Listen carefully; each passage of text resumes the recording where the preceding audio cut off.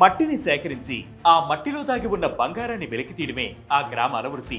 లాభం వచ్చినా నష్టం వచ్చినా ఈ వృత్తి తప్ప మరో వృత్తి ఎరుగని గ్రామాలు ఉన్నాయంటే మీరు నమ్ముతారా? తిరుపతి జిల్లాలోని తొట్టంబేడు మండలం ఎగువ సాంబయ్యపాలెం, దిగువ సాంబయ్యపాలెం, కళ్ళంపూడి గ్రామాలు మట్టిలోని బంగారం వెలికితీతే జీవనాధారంగా బతుకుతున్నాయి. ఈ 3 గ్రామాల్లో దాదాపు 800 కుటుంబాలుంటే అందులో దాదాపు 600 కుటుంబాలు బంగారం వెలికితీత పనులకి వెళ్తుంటారు. పెద్ద పెద్ద బంగారు దుకాణాల్లో కంటికి కనపడని పరిణామంలో బంగారం మట్టిలో కలిసిపోతుంటుంది.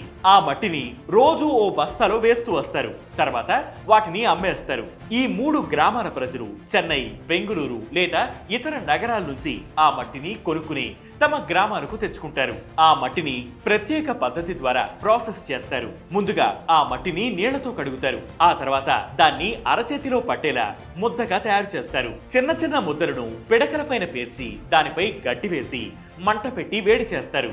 మంటలో బాగా కలిసిన మట్టి పూర్తిగా ఆరిన తర్వాత పిండి మిషన్ ద్వారా పొడి చేస్తారు. మెత్తని పొడిగా మారిన మట్టి పొడిని చెక్క దొనలో వేస్తారు. కళ్ళుప్పు, పాదరసాన్ని తగిన మోతాదులో వేసి బాగా కలపడం మొదలు పెడతారు. మెల్లగా మట్టిని రుద్దడం ద్వారా మట్టిలోని బంగారం పాదరసంలో కలిసిపోతుంది. తర్వాత నీళ్లు పోసి మట్టిలో నుంచి పాదరసం వేరు చేస్తారు. పాదరసాన్ని నల్లటి పొడిగడ్డిలో వేసి పెడతారు.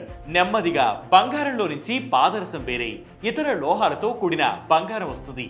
వ్యర్థాలతో కూడిన బంగారాన్ని బట్టి దగ్గరకు తీసుకువెళ్లి సట్టిలో వేసి 100 డిగ్రీల వద్ద వేడి చేస్తారు. దాని నుంచి వచ్చిన దాన్ని గాజు పాత్రలో వేసి యాసిడ్ పోసి మళ్లీ మరగబెడతారు. అందులో ఉన్న ఇతర లోహాలు యాసిడ్ తో కరిగిపోవడంతో బంగారం మాత్రమే మిగులుతుంది. యాసిడ్ ను, బంగారాన్ని మరో పాత్రలో పోసి వేరు చేస్తారు.